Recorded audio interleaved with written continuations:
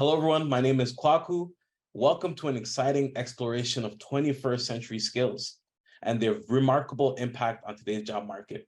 In this session, we're diving headset into the realm of new possibilities where your talents and skills can open doors that you may have never imagined. As the world evolves, so do opportunities it presents. Our goal today is to equip you with insights that can serve as your compass on the journey to your dream career. Our distinguished panelists and experts who have mastered the art of aligning their strengths with their passions are here to share their stories and illuminate the path ahead. Before we delve into our panel discussion, we have a special treat for you. We're delighted to have this captivating dialogue between Shad Canada CEO Tim Jackson and two youth alumni who are doing great things, Jocelyn and Chinamaram. We'll be discussing the fusion between STEAM education, 21st century skills, and the program offerings of Shad Canada. My name is Jocelyn. I go by Joss. I'm a current Waterloo student. I'm in a program called Systems Design and Engineering in my third year. I'm really interested in community building stuff. I've been a software developer for most of my previous co-ops, and I'm currently working on my own entrepreneurial project this term that's related to community building. My name is Chinamaram. I'm also studying engineering at the University of Waterloo, but I'm studying computer engineering. Currently, I'm working on a lot of different things. One of my main focuses is BSF, or Blueprint Software Foundation, where I help maintain software for nonprofits. And I work with a team of non-Waterloo students and Waterloo graduates to help nonprofits, make things that they couldn't by themselves. And I'm Tim. I have the privilege of working at Shad Canada. I've been here for 7 years, and throughout my entire career, which has been extremely varied, it's the most rewarding and fulfilling role I've ever had. So hey everyone, it's Kwaku here. Really excited to have this conversation with two Shad Canada alumni and the CEO of Shad Canada, Tim Jackson. We have Jocelyn Murphy and Chinamaram Chibuo, and we're ready to have a really great conversation on, continuing our 21st century skills discussion, but talking about the awesome program that is Shad Canada, as well as, interdisciplinary learning and many more.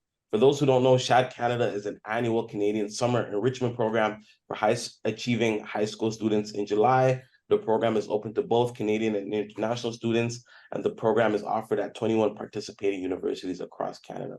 The first question I have for you, Jocelyn and Chinamaram, is briefly describe your current roles and your own journey and how you became, and how you're basically currently where you are on different time zones, engineering, aerospace, and so forth. This is a huge question. I'm going to try and keep it as quick as I can. So in high school, I was really into this leadership and community development stuff. I never really saw myself going into engineering, but I was totally all over the board, interested in pretty much everything I could get my hands on. And with my community leadership stuff, I hit this ceiling where I realized I needed better tools to be able to scale the work that I was doing. So that was kind of my moment of, I should probably go learn how to code. I guess I'll go into engineering. And I found this super cool program. Ended up doing a lot of software development stuff. There's also some other roles that are kind of related to software development. Something called product management is a little bit more on the leadership side, but you're still really working in teams like that. When it came to picking something to do in university, I was still not entirely sure what I wanted to do. There were a lot of things I was interested in, but focusing on one thing is not something I've ever been great at. However, as we'll talk more later, but through the Shad experience, I got to try my hand on a lot of different things and see what I was more interested in. And that really helped me have a more specific view on, okay, this computer engineering stuff seems really cool. I did a little bit of programming in the past, but jumping way more into it and fixing electronics, it all kind of merged into something that I'm really happy to be doing.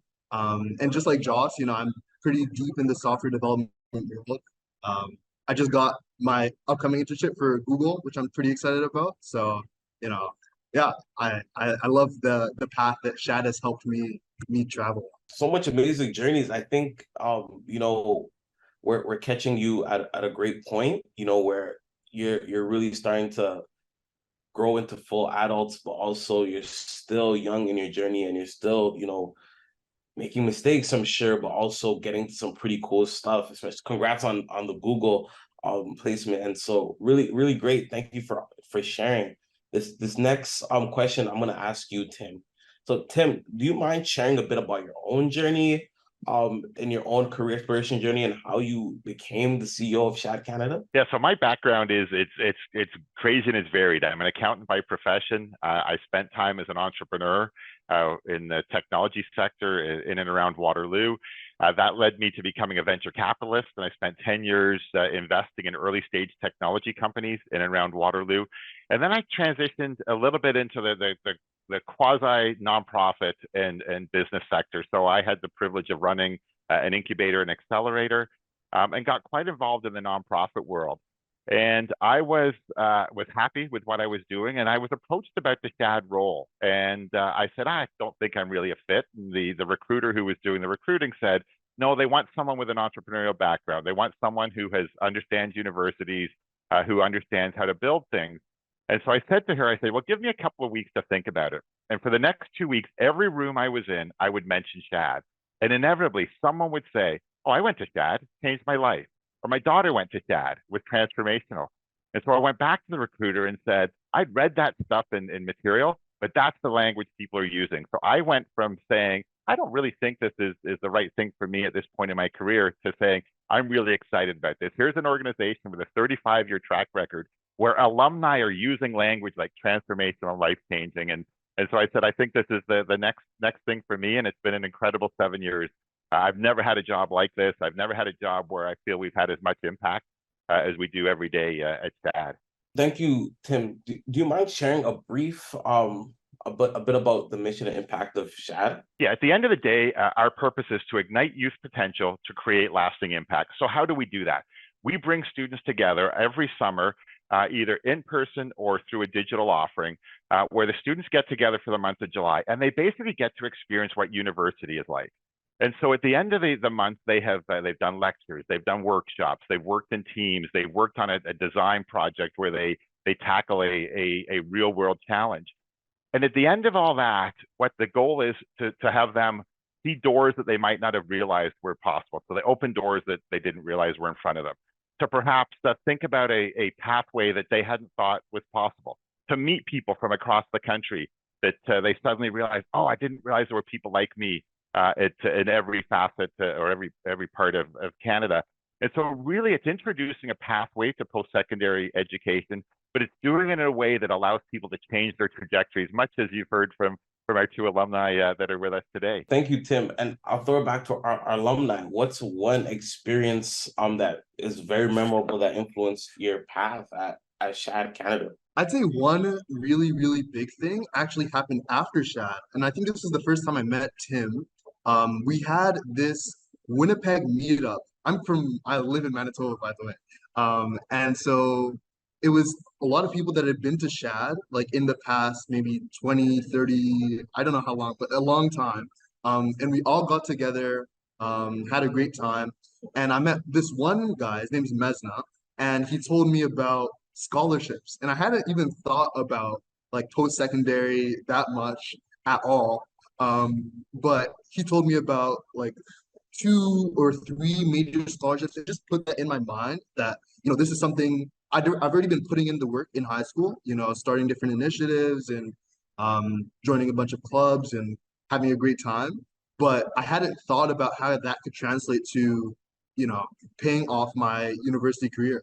And after he put that in my mind, I looked more into it. And now Justin and I both actually are, having basically a full ride scholarship for university. So without Shad and without these connections, like I wouldn't have had any of that knowledge. And it kind of through Shad, I learned more about, the possible opportunities that are out there. I think for me, so when I first went to Shad, or prior to that, my life had been really subdivided, I guess, in terms of like the friend groups that I was a part of, the things that I got engaged with. Like I definitely had my little academic squad. I was like being a nerd and and experimenting over there. And then I also totally had friends who were like not even thinking about that. And with them, I would like play hockey and I would, I don't know, do karaoke nights and stuff like that, just like very casual, fun times. And I think Shad was the first time that I kind of recognized that those two things can coexist together in the same people. And it was the first time that I felt like I didn't have to be showing up as like only one narrow version of myself in a given environment. And that was amazing. Like I have never felt like, wow, these are my people. As cheesy as that sounds, that was the first time I experienced that. Such beautiful storytelling across, I guess, experience with Shad. And I want to focus in a little bit more on, the skill sets you may have developed that are helping you in, today's journey for your career exploration. And so we sort of named these 21st century skills. And so I'll ask it to the three of us, three of you all together. What are some 21st century skills you feel Shad has been really instrumental in helping you develop, Tim, that you've seen be a part of programs developed for students? Perhaps I can start because we're very, very deliberate about the program. I've talked about what we do, but we have 5 intended impacts. And I think the stories you're hearing from Joss and Chimran speak to our intended impacts. So the five intended impacts we have for program participants are that they have an awakened passion, that they learn how to solve problems, they learn how to embrace risk in an entrepreneurial mindset, they have change maker capabilities, and they learn how to make and leverage connections. And so we're very deliberate as we plan the program. And so for me, it's so nice to hear Joss and Timron talk about their stories, because what I see reflected in their stories are those 5 intended impacts. And it's not that the participants don't come in realizing that's what we're doing, but I think those map so beautifully to the 21st century skills you talk about, because I think if you equip young people with these skills, then they will go out and thrive. They will go out and change the world. They will go out and do things. They will solve problems. They will find each other, and they will awaken passion. So for me, it's been heartwarming to hear that our 2 alumni talk about their stories, and I see these 5 intended impacts or skills reflected in them. So I think when you think about 21st century skills, a lot of things that pop to mind right away are like, ooh, how will we leverage AI? And like, how will we, solve these problems that we're all facing? And I think that what Shad kind of showed me and what I've kind of carried with me is people sign up for Shad because they think they're going to be so employable. They think they're going to gain like all of these hard skills. They think it's going to help them get into university. And all of that is true. But I think the most important thing it equips you with is a belief in other people and learning how to collaborate with them meaningfully. Because I think so Shad has a design project that happens every year, and you don't get to pick who your group is. They just put you together and they say, like, here's 10 of you. And the problem is, I think ours was making Canada resilient in the face of natural disasters. So super open, you get to pick what the natural disaster is, and really, really creative, but you have to work with 10 other people. And I think that in a traditional school environment, a lot of the time you're given really tight constraints, you're given a rubric, you have something to conform to. And the problems are very, like they've already been solved because they're trying to assess you on like a really defined curriculum. And I think having those really big questions, but then also having to work with a team that you might not necessarily get to curate, and realizing how smart the people you're working with are and how much better you can be by leveraging the people you're working with. And then having those lasting relationships once you go back to your communities, once you show up in university, find all of these other Shads. It was really just something that made me believe in the power of working together, because it gave the opportunity to work on something I really cared about, but also with people who were really in it with me for maybe the first time again. I think the age Shad hits you is so pivotal, because it's often like the first time you worked on a really cool project with a group of super smart people, like the first time you felt like you've met people who really resonate with you. So it's mostly about the connections and like learning to believe in the people around you and how to work effectively with them, I would say. This is great. Tim, I want to ask you, when I hear about Shad and I, read up on the website, I keep interdisciplinary learning. And I'm sure a lot of folks would want to know, what is interdisciplinary learning, or may have an idea but want to know how it manifests. So do you mind sharing some more about that? We are a STEAM plus entrepreneurship program. And that means when you come to the program, you're going to get all the elements of STEAM plus entrepreneurship. So it's not as if certain of our programs are focused on engineering or others are focused on arts. And so we're very intentional. Josh talked about the design project, for example.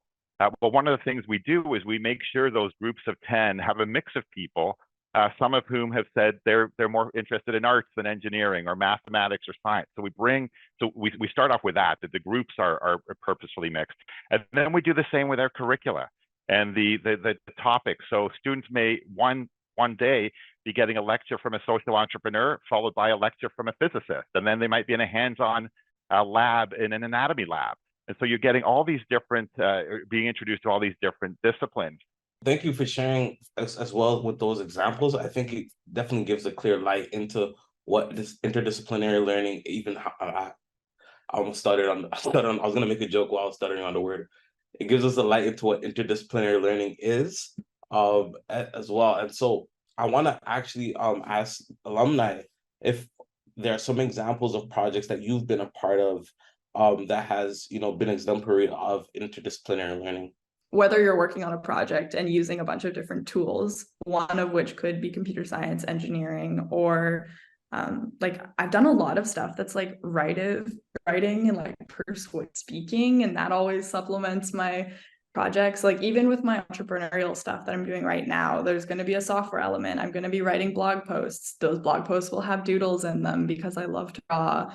A lot of the spaces I'm building that are related to this venture are going to be like for people to come sing and dance. So it's just kind of, I think to segment the world into disciplines is not really reflective of the human experience. That sounds really like a Instagram quote of me to say, but yeah, I think disciplines are the made up part and interdisciplinary is just kind of like the default. The most recent project I can think of was something I was working on for a nonprofit. We were making like an app where guys who are dealing with mental health problems can go and like learn about positive ways to handle whatever they're facing. And throughout this process, this was like a 1 year long project where I worked with a team of designers and project managers and a lot of different stakeholders. You talk to the people working at the nonprofit. So in order to make anything meaningful, I feel like you kind of need other people and their different disciplines, and the world isn't built by like one person. Obviously, we all need to work together and bring our different strengths and to complement one another. So as Josh said, everything is interdisciplinary. It's such a hard word to say, is that is worth making. I want to get into, we're diving deep because we went through different, streams of, your experience talking about Shad, the program's impact on you. We just got into interdisciplinary learning. Now I kind of want to get into mentorship and networking. As we all know, in the 21st century and, the future of, what work might seem like, future of life, networking is key, and mentors have been a part of our lives from early on in our journey, and we continue to hope so. So I'll start with, Tim, what have you seen have been some more of the valuable mentorship and networking opportunities at Shad, and how do you work to make sure they contribute to the growth of students? Shad has the advantage that we've now been around for 40 plus years. So that means we have thousands and thousands of alumni, and they range in age from 15 years old to 60 years old. And it's an extremely close-knit group. I can reach out to any alum and say there's a younger alum who needs some mentorship or advice, and I guarantee they will help each other. We do it somewhat informally. So the formal side is through things like LinkedIn groups where people will just go on and post and say, can someone help me with this situation? And then we do it informally where Shads meet each other at meetups or at alumni events. But I can, any Shad that needs help will find help. And that could be at any transition point in their journey. So it could be someone saying, I'm trying to decide where to go to post-secondary. Can some people share with me their experience from their institution? It might be that they're 30 years old and I'm thinking about quitting my job, and I want to start an entrepreneurial venture. Can someone help me work through stuff? Or it could be I'm going through a midlife crisis and trying to decide, what do I do? So Shads will help other Shads. I often say that I thought 7 years ago I was being hired to run a summer program. What I now realize is I was actually hired to run a lifelong network that starts with a summer program. And I think that sums up what Shad and the Shad network is all about.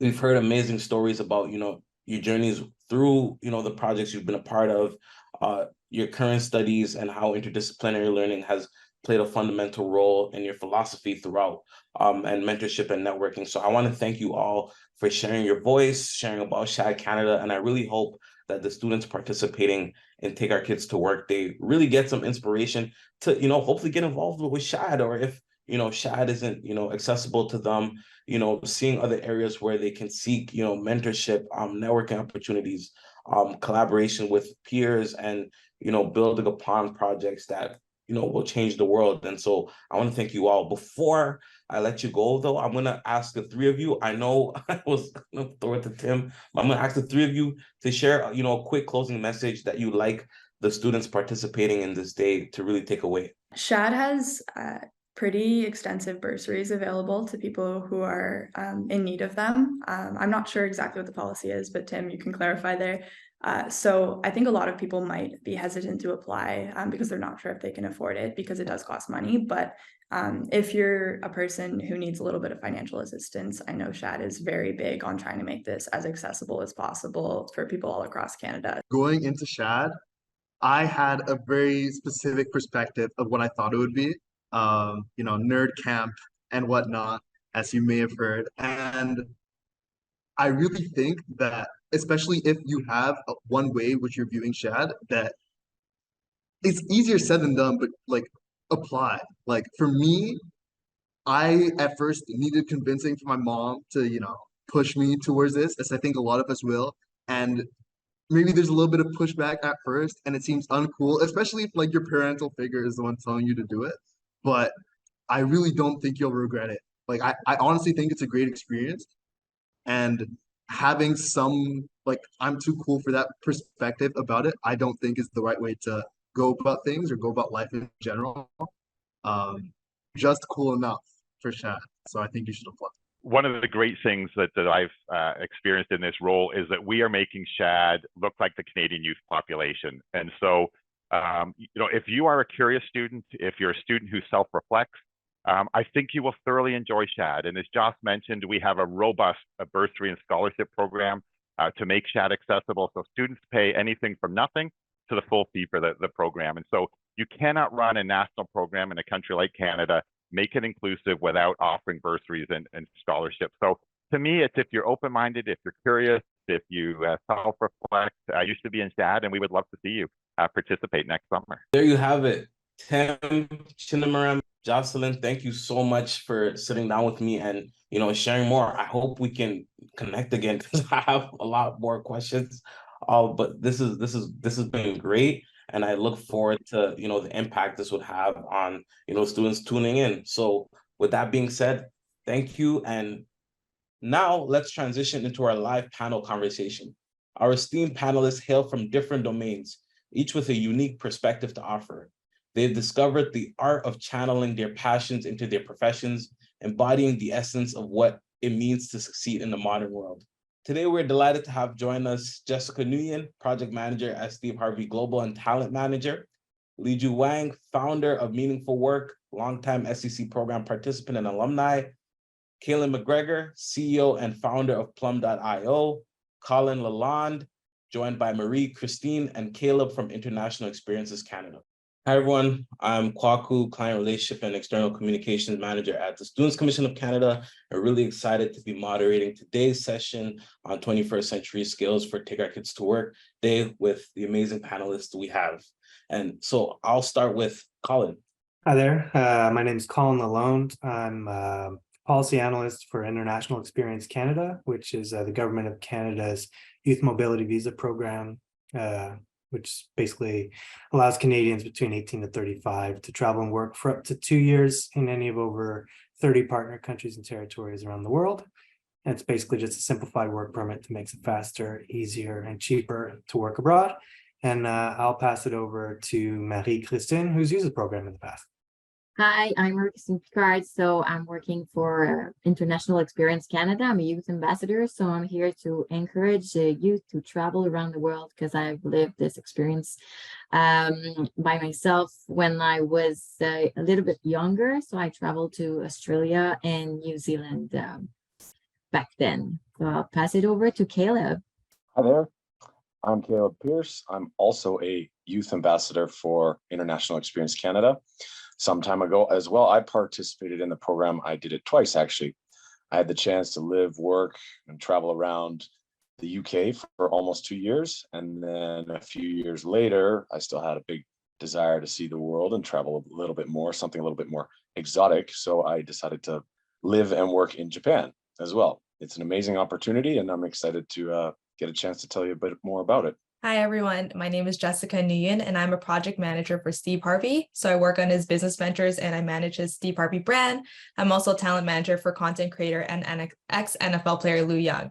I'm really excited for Take Your Kids to Work Day. My name's Caitlin McGregor. I'm the CEO and co-founder of Plum. We are a software platform that helps companies hire people based on what they could do if given the opportunity rather than what they've done historically.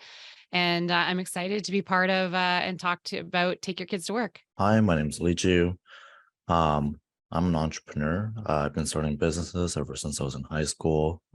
Recently last exited one and just came back from traveling throughout South America. I'm excited to be here. Awesome. Thank you all for your introductions. We're really excited to get into this panel discussion. 21st century skills, on the art of work for the 21st century. So today we'll be discussing and diving into the realm of possibilities of, what skills look like for the future of work. And, just hearing all of your introductions and the many diverse backgrounds you have, really excited for this conversation. And so, a mix of, entrepreneurship, skills for employment, international experiences, travel, as well as, STEAM careers and so forth and many more. And so we'll kick it off with the first question, which is, can you share a specific example of how you have leveraged your 21st century skills to adapt to a new career opportunity or an entrepreneurial venture? I can jump in.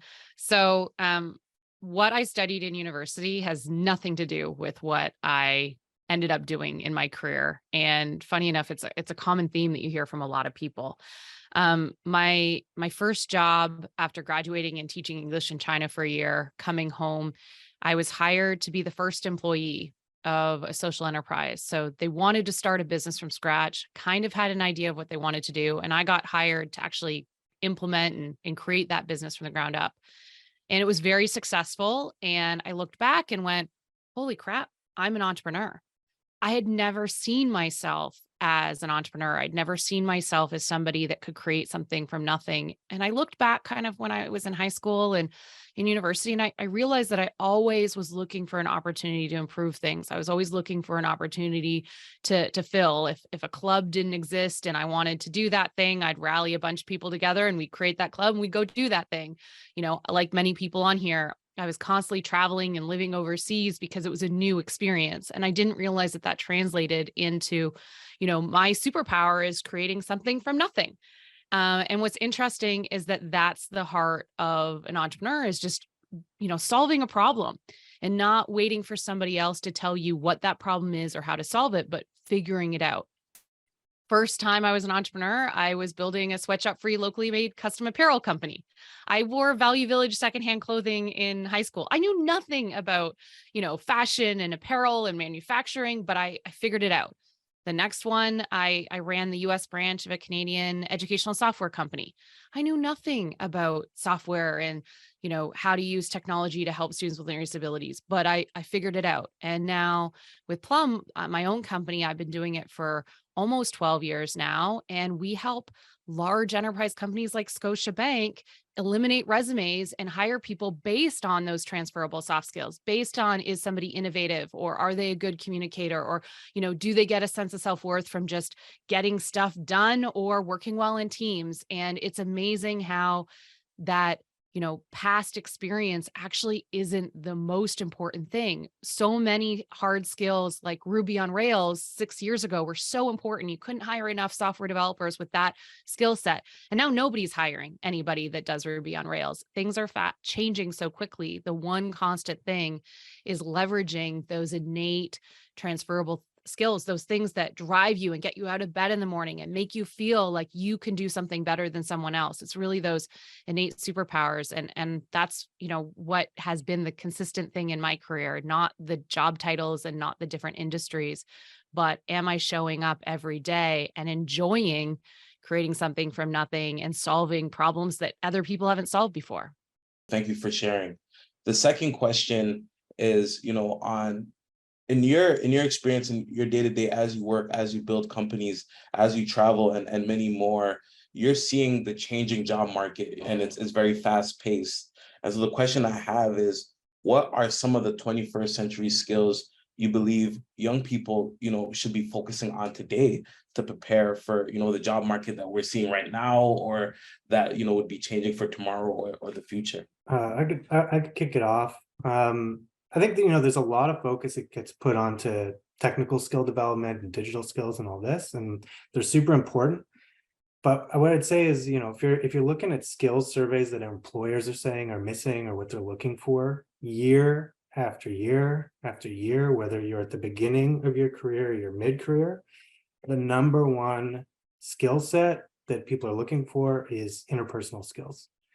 It's lacking across the job market, and it's super important that you start focusing on that because it's transferable to anything you're going to go into. Learning how to communicate effectively, your social skills, and like how to collaborate with others it's absolutely key, and it's always going to be needed.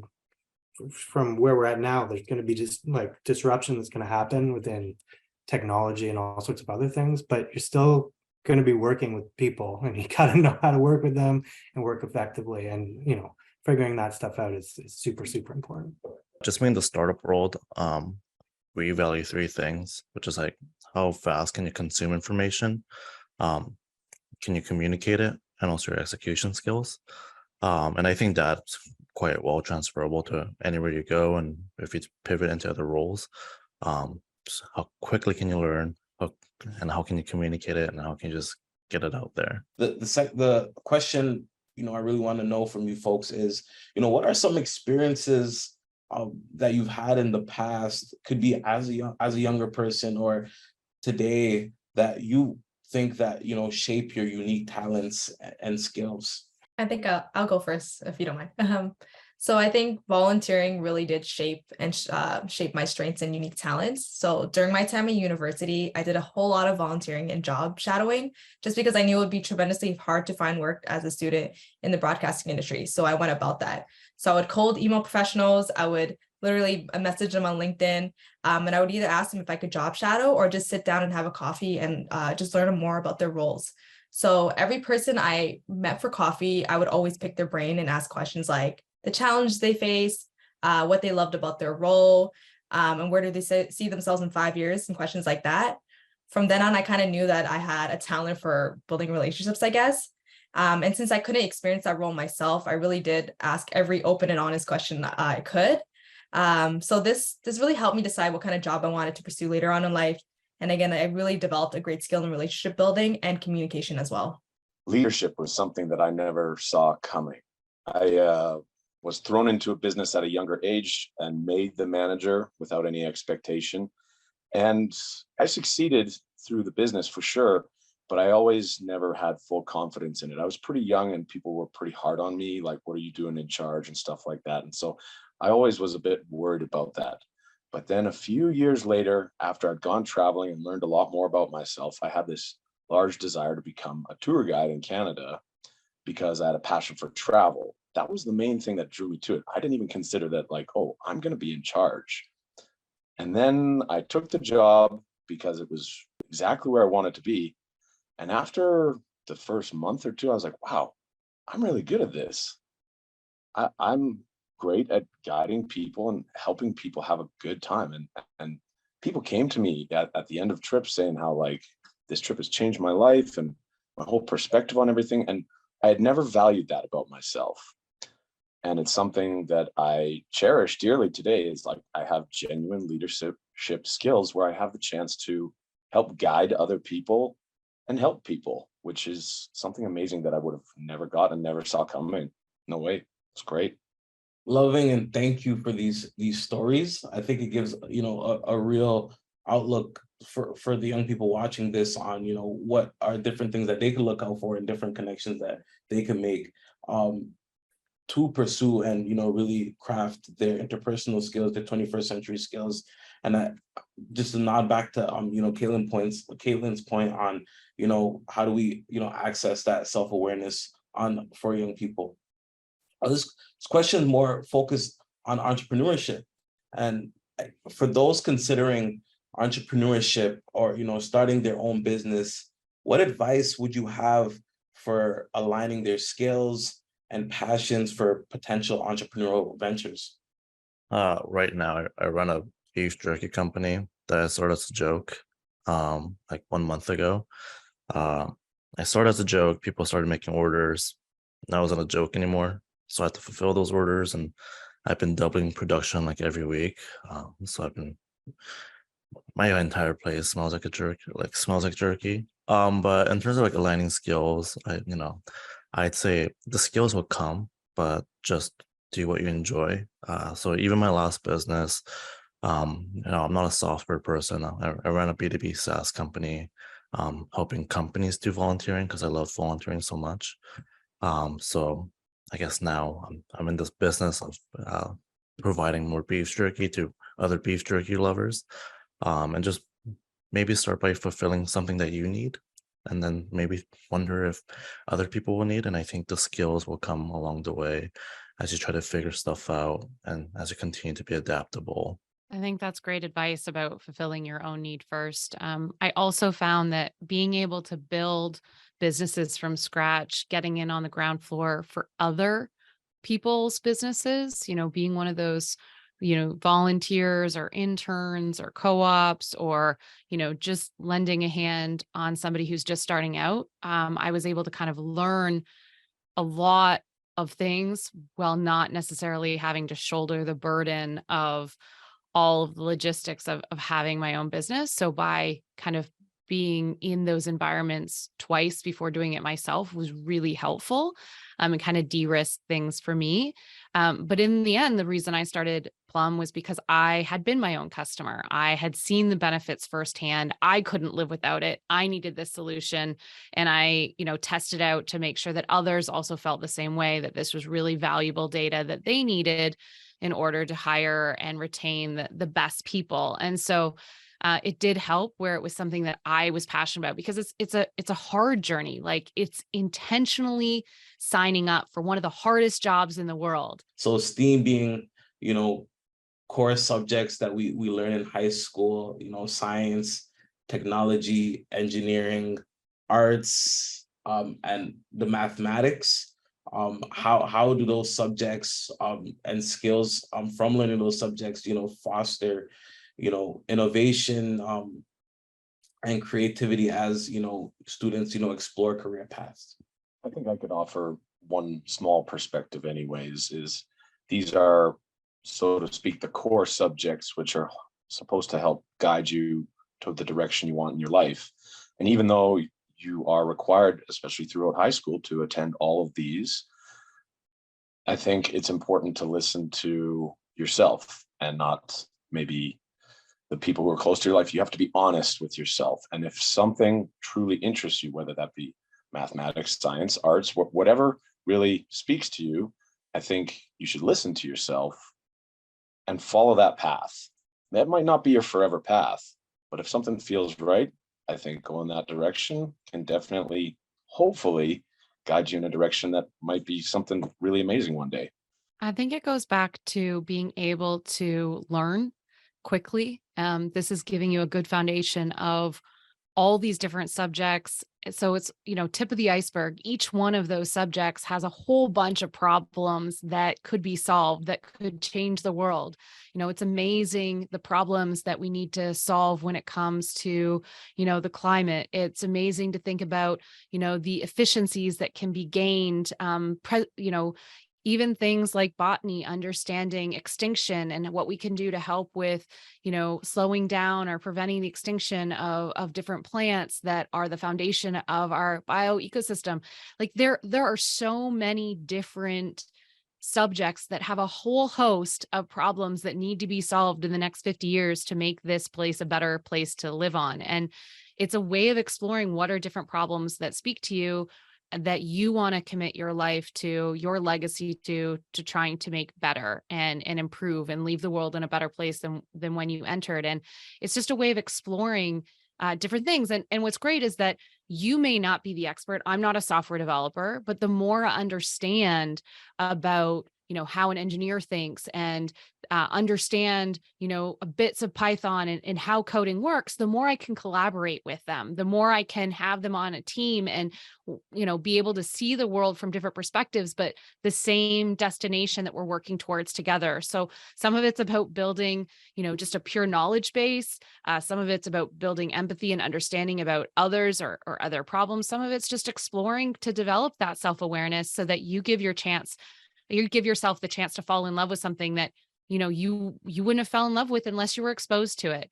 So I think it's about really just, a smorgasbord of tasting lots and lots and lots of different things to see what really speaks to you and fulfills you. I think also that when you're at school, you learn the basics of everything, you explore everything, and just when like it gives you some advice and cues of what you want to do in the future.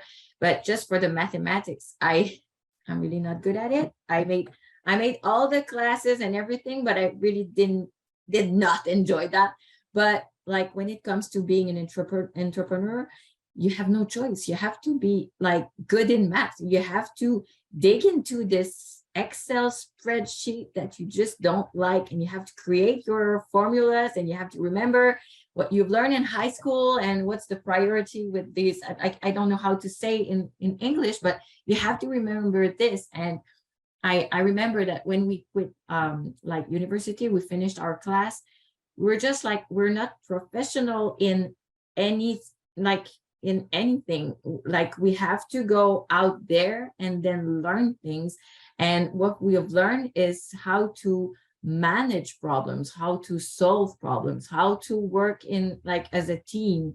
And we were always forced to work with different people with different skill set. And like I studied in social work, and I had to work with people that studied in politics and biology and I don't know, like whatever, like engineers and stuff like that. So you learn like a whole set of skills, you explore a lot of things, and after that you go on the market as an entrepreneur or as a worker, and you pick what you've learned and you just put it together, and you build your own skills around that and your own, like with your passions and everything. So I think it's like you learn all the basics in school, like you build your toolkit. It's your little toolkit that you bring with you, and then you grab your different experience, you put that in your toolkit, and it keeps growing bigger and bigger. And there you have it, an inspiring journey through the world of 21st century skills and their transformative potential.